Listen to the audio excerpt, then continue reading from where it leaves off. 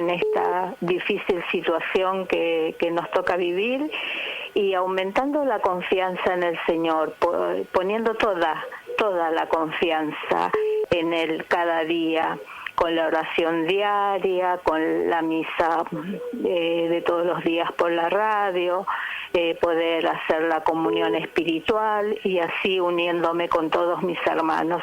Un abrazo grande, un rocío de bendiciones, te quiero mucho y de nuevo felicitaciones por el nuevo libro. Rocío de bendiciones.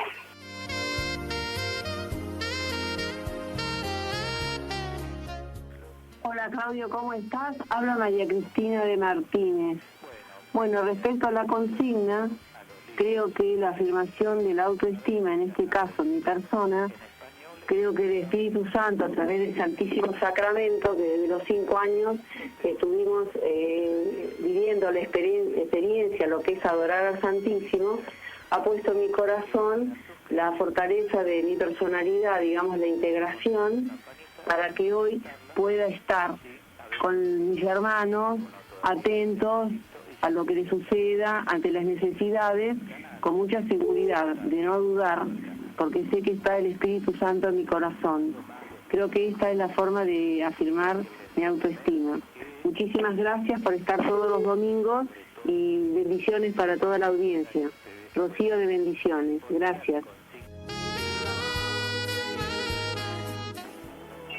Hola Claudio, habla Silvia de Lomas. Como sabés, yo soy una persona con baja visión. Me confirmo sabiendo mis límites, poniendo mis límites y acrecentando cada vez más mi fe en el Señor. Bendigo abrazo para todos. Buenas noches, Claudio. Soy Susana de Palermo. Bueno, yo me autoconfirmo poniendo toda mi confianza en Dios. Claudio, quiero felicitarte, realmente una presentación de tu primer libro maravillosa, con toda tu sabiduría, con tanta trayectoria. Yo deseo que Dios derrame bendiciones abundantes sobre todo este trabajo de tanto estudio y de tanta preparación que has tenido. Bendiciones. Estás escuchando Acompañándote, con la conducción del teólogo Claudio Rizzo.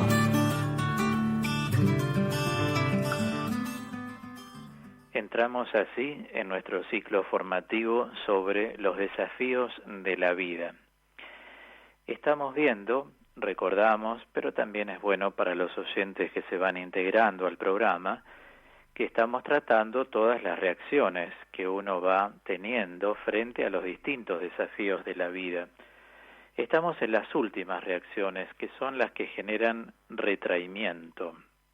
Definimos el retraimiento como la manifestación de la lejanía que una persona experimenta con sus contactos sociales para evitar la ansiedad. Ayer justamente en la presentación de mi segundo libro, La ansiedad y nuestros interrogantes, mencioné a Pichon Rivière, este psiquiatra que cuando a nivel humano habla de la importancia que tiene proyectar la esperanza, ¿de qué manera? Moviendo las redes vinculares, es decir, siempre comunicándose. Por eso yo en mi libro también de la ansiedad y nuestros interrogantes, ayer lo dije en la presentación, destaco que la comunicación es el sustento del amor. No se olviden de estas palabras. La comunicación es el sustento del amor. Si una persona desea verdaderamente retraerse, cada vez recuerde que puede entrar en un estado asedioso. Y ayer también una vez más definí la asedia como el vaciamiento de amor.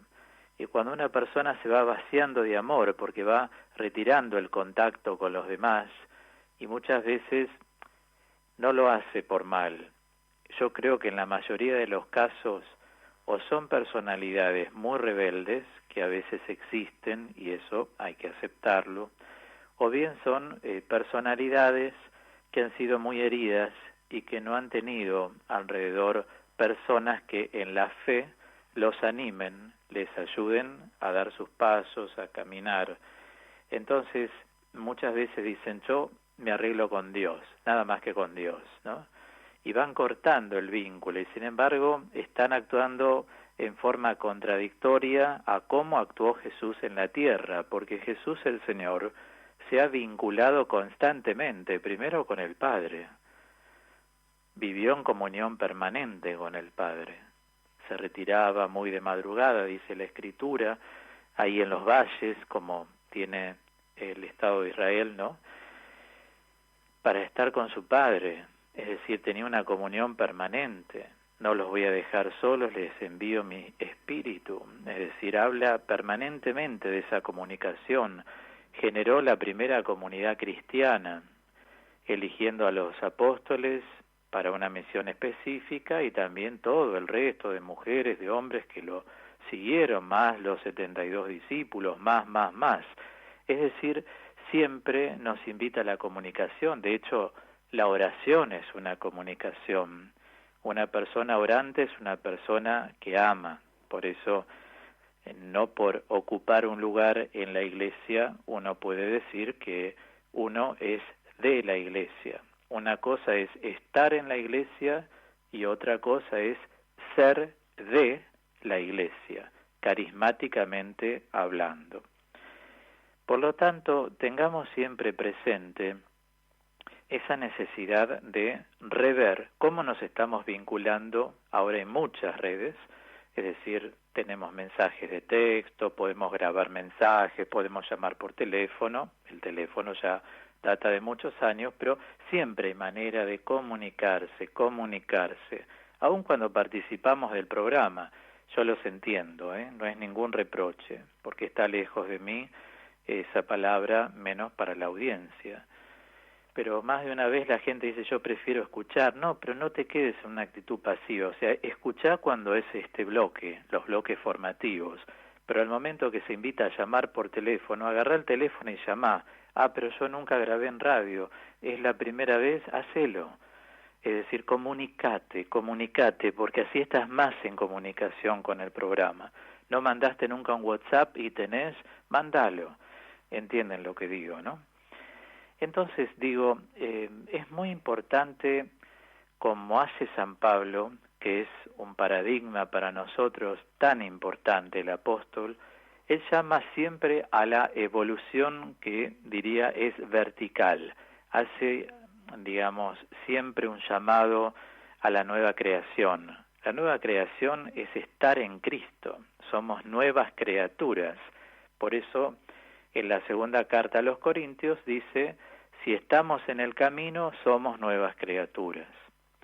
Hay muchas personas, hermanos, en la fe, que debido a sus escrúpulos, es decir, tienen como ciertas obsesiones que necesitan ir, digamos, puliendo hasta llegar a descomprimirlas, porque son muy escrupulosos, en el sentido de que no, antes de caminar así prefiero no, yo con la vida que llevé, yo no soy digno de Dios, no, porque no puedo superar esto, entonces no entran nunca al camino.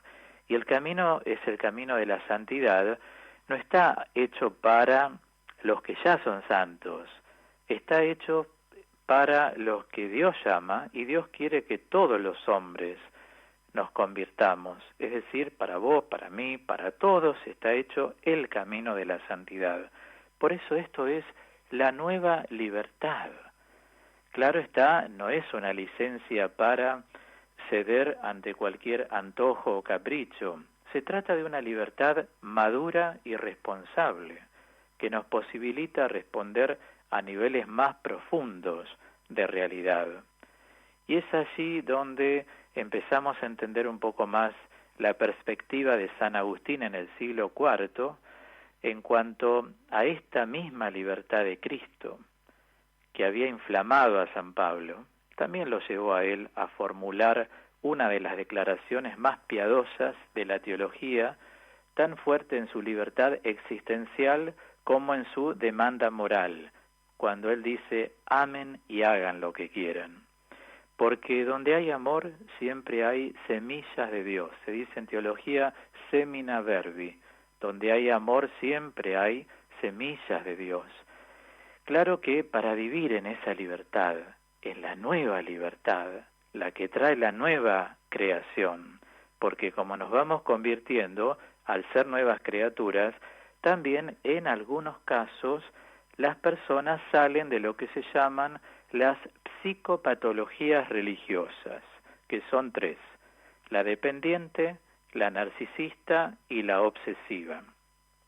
Hay personas que dentro de la misma fe de la Iglesia van haciendo su propia fe aparte o caminan paralelamente. Y es allí donde ellos se autopreguntan, autocontestan, ellos dicen, ellos juzgan, ellos evalúan, hay muchos verbos, ¿no? Pero sobre todo, como hay una neurosis latente, tienen esa tendencia siempre a juzgar. Justamente son las personas que todavía no son nueva creación, no tienen la nueva libertad que es la que trajo Cristo. Y hasta que no salgan de estas psicopatologías religiosas, no van a poder ir adelante. Al decir psicopatología religiosa dependiente, es aquella que si no consultan al padre tal, si no consultan a tal persona, no mueven un dedo. Y uno tiene que moverse con una cierta libertad. Es decir, uno tiene que abrazar la fe en Cristo desde la formación, y la formación va dando muchas respuestas. ¿Por qué yo formo los grupos de teoterapia? Es decir, orientar la vida desde Dios, en palabras muy sucintas, porque tenía tantos pedidos de atención a tanta gente que como persona, lógicamente, soy limitado. No podía dormir prácticamente, porque también uno tiene que atenderse a sí mismo. Uno necesita el tiempo de oración, necesitamos el tiempo para dedicarnos a la casa, a nuestros asuntos administrativos, es decir, como todo ser humano. Entonces dije, entiendo a través de los años que la mejor experiencia es que la persona, abrazando la formación, ya pueda dar respuestas a sus vidas, porque de a uno se hace imposible. En cambio, cuando la persona abraza la formación, empieza a experimentar. Lo primero que experimenta en esta formación interdisciplinaria es la nueva libertad. Todos los oyentes, de un modo o de otro, por las palabras que dicen, a veces no tienen palabras para expresar lo que reciben en el programa, y yo me doy cuenta que quieren decir más y es como que no saben ya qué decir. Bueno, eso se debe, tanto por escrito, el mensaje, como también lo que sale al aire, a que la persona está siendo provocada interiormente. Y esto es algo bellísimo, porque también en algunos casos pueden estar cortando esas dependencias. La formación da mucha libertad, porque va cubriendo todas esas dudas que a lo mejor uno acumuló, y además nos va sacando de la ignorancia de todo lo que no sabíamos. ¿Saben cuántas personas me están escribiendo en la semana y me dicen, yo soy católico, yo soy católica y me había ido al evangelismo? Y escuchando su programa, o sus programas en algunos casos son de años, yo volví a la vida de la Iglesia Católica, porque no conocía esto que usted da. Bueno, lo que doy es la formación siempre es liberadora. Entre las propiedades más destacables de la formación es que es liberadora. Entonces digo, una persona de fe ya va cortando esas dependencias neuróticas y va sabiéndose plantar, ¿no? Esto es algo así, y lo voy a decir con un son de simpatía especial. Me viene a la mente ahora en una de las convivencias que dirigí en Córdoba, ahí en Los Cocos, fuimos a visitar a la cumbre a un compañero mío, Leo, que fue provincial de los capuchinos franciscanos, Y bueno, antes de entrar yo les decía, en las convivencias tratamos siempre de generar ese clima armonioso y festivo, y les decía, bueno, a ver, vamos a entrar a la iglesia, dije a todos, ¿no? Vinimos de visita, a visitar a la comunidad franciscana un día en la cumbre que es tan bonito. Cuando entramos a la iglesia, ¿qué hay que hacer? Entonces, claro, surgieron distintas cosas, y yo me hago la señal de la cruz, y vos qué haces, yo me arrodillo, otros dicen yo me inclino, otros largan un beso, pero ¿a dónde hay que mirar cuando entra a una iglesia? Ay, ¿a dónde hay que mirar? Algunos, claro, estaban más avanzados en el camino y lo sabían. Pero cuando yo expliqué qué es lo que hay que hacer cuando uno ingresa al templo, varios dicen no sabía, y el porqué de la genuflexión o el porqué de la inclinación. Y cuando uno pasa delante del altar, ¿qué hay que hacer? La genuflexión, como arrodillarse con una sola rodilla, con dos, ¿es lo mismo que esté el Santísimo expuesto que no esté? ¿Cuál es el motivo? Son cosas catequísticas, se llama catequesis litúrgica. Tratamos de aprender todo, ya que entrábamos a una capilla, estábamos solos, podíamos hablar tranquilos. Y bueno, y todos decían cómo desde estas pequeñas cosas, que no vienen a explicarlas en este momento, porque estoy en el ciclo, pero para que todos abran un poco más la mente, se dan cuenta cómo la formación va liberando y va parando a una persona, o sea, posicionándola delante y en la vida de la iglesia. Y el Señor nos trajo esa libertad. La psicopatología religiosa llamada narcisista es aquella que está abarcada en las personas cuando dicen yo con mi Jesús, yo con mi Virgencita, es Dios y ellos, nada más. No entran los hermanos, no entra toda la iglesia como comunidad de creyentes, cuando nosotros todo lo hablamos en plural. Nosotros vamos a hacer, evangelizamos. Estas personas son su Virgencita y ellos. Pobre, ¿no? Es decir, no lo digo en función de una crítica, lo digo en función de una objetivación, no caigamos nunca en esto. Yo soy devoto de, dice alguien, la Virgen de Lourdes. Bueno, pero vamos a ir al santuario de San Nicolás. Ah, pero a mí me atrae más la Virgen de Lourdes. Mira, es María. ¿Sabés que la Virgen es una sola? Es decir, no importa la vestimenta, si apareció en Lourdes, si apareció dónde. Lo importante es que es María la Madre del Señor. Entonces se quedan observando, mirando, pero todavía no se convencen hasta que un día entran en esa nueva libertad y saben que cualquier santuario de la Virgen es ir a visitar a la Madre del Señor. Se entiende, ¿no? El narcisismo es una posición siempre centrada en uno mismo. Uno y Dios, Dios y yo. Él me habla, todo lo que le pido a Dios, Dios me lo concede. Disparates. Eso no existe nunca, porque hay que ver si es del agrado de Dios. Entonces, son personas que dentro de su psiquismo se van enfermando, por eso es una psicopatología, pero es religiosa, porque ellos creen eso y saben bien que no es así. Es decir, ¿dónde está la humildad? La humildad, Señor, te propongo esto, si es de tu agrado, aquí vengo a tu trono de misericordia a pedirte esto. Y si no es, que sea para tu mayor gloria tu decisión. Ahí está la verdadera fe que se mueve en este marco de libertad donde uno pide porque es lícito pedir, pero a su vez es muy importante saber que debemos descubrir si es la voluntad de Dios. De ahí en más que yo insisto siempre en consultar a Dios, como sugiere la misma palabra.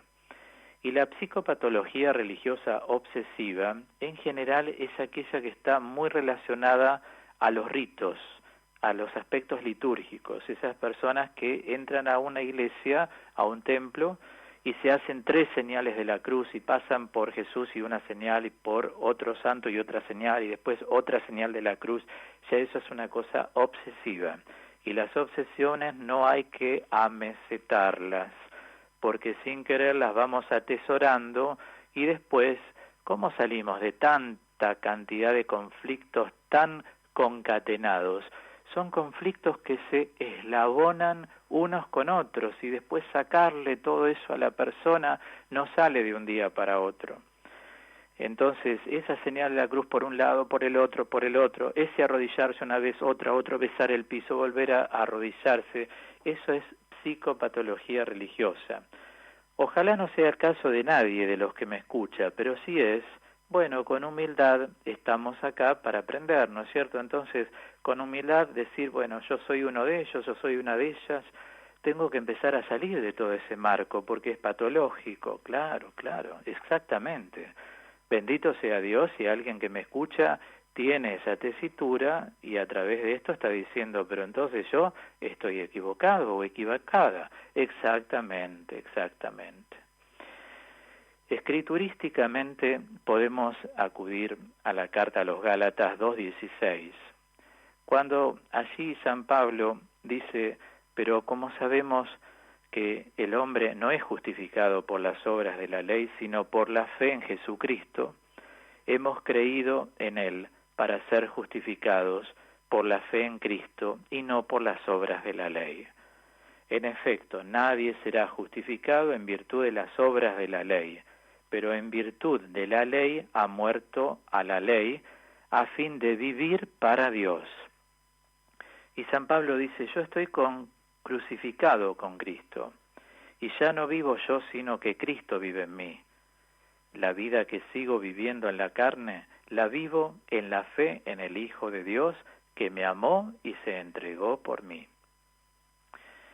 Así como vamos teniendo distintas manifestaciones de nuestra forma de ser, las cuales se pueden espejar a través de la formación siempre es sabiduría divina. Y saben, la sabiduría divina mantiene el cerebro en una búsqueda de Dios continua y sin fatiga. Repito, la sabiduría divina, esta formación que vamos recibiendo, mantiene el cerebro en una búsqueda de Dios continua y sin fatiga. Por eso las cosas las vamos tomando y siempre las estamos encauzando en Dios. Digo, a lo largo del proceso de conversión, reitero, hay distintas manifestaciones, uno empieza a conocerse mejor, uno va viendo cuáles son los aspectos sombríos, a veces patológicos, como estas 3 psicopatologías religiosas. Si no las tenemos, bendito sea Dios. Si conocemos personas que las tienen, oremos por ellos para que dejen de tenerlas, porque no son incurables. Pero ellos tienen que querer salir de esto, porque lo que tiene el cerebro en contra, en este sentido, cuando hay cosas que son tenebrosas, es que el cerebro se habitúa. El cerebro conoce la adicción, por eso existen las adicciones. Se hace esclavo de. Entonces, cuando el cerebro se habitúa, no quiere deshabituarse. Es por eso que a un fumador le cuesta dejar de fumar. A una persona que cae en el alcoholismo le cuesta dejar el alcohol. Así en la droga y otras cosas. Paralelamente, sucede lo mismo cuando una persona tiene una psicopatología religiosa. Y algunos hasta pueden decir, y a esta altura de la vida, ¿quién me va a cambiar? No querés cambiar, porque el cerebro está habituado. Pero la gracia de Dios existe. Entonces hay cerebros que eran así, como mucha gente a lo largo de todas las décadas que tengo en la evangelización, me ha dicho personalmente o por carta o por email, yo antes era así y ahora escuchando me doy cuenta que tengo que cambiar y digo, ¿cómo los alcanzó la gracia? Porque en las psicopatologías hay hábitos contraídos y son viciosos y no es tan fácil salir. Ahora, en el caso de que ustedes sean instrumento para ayudar a otros, hablen de un modo, hablen de otro, pero no les señalen la herida, porque las personas así sufren mucho y no conviene. Simplemente en un diálogo propónganle que vean ciertas cosas, traten de pedirle a Dios sabiduría. No se tomen el caso como propio, porque esto puede ir en desmedro de cualquiera de ustedes. Uno tiene que saber siempre tomar distancia psicológica de todo lo que huele a desorden. Entonces, si una persona quiere ayudar a alguien, tiene que ser muy objetiva. De lo contrario, empieza a perpetrar el problema que tiene en la propia vida. Uno eso lo tiene que ir trabajando interiormente en el proceso de conversión. Entonces, el retraimiento, estamos descubriendo, es aquella manifestación que vamos teniendo aislada de los contactos sociales, y esto nos va retrayendo de las situaciones que muchas veces una persona tiene que confrontar, y al verlas como desalentadoras o amenazantes, prefiere retirarse. Y eso no es bueno, porque ahí aparecen los fracasos. Es decir, cuando uno no confronta sus propios desafíos, siempre con la confianza en el Señor, como muchos de ustedes hasta ahora en mensajes grabados hoy en el programa están diciendo, se tornan en fracasos. Por eso conviene a las cosas afrontarlas, para que no lleguen a ser fracasos en la vida. Porque pasa el tiempo y uno dice, uy, ¿por qué no habré hecho frente a tal cosa? ¿Por qué no me di cuenta de tal otra cosa?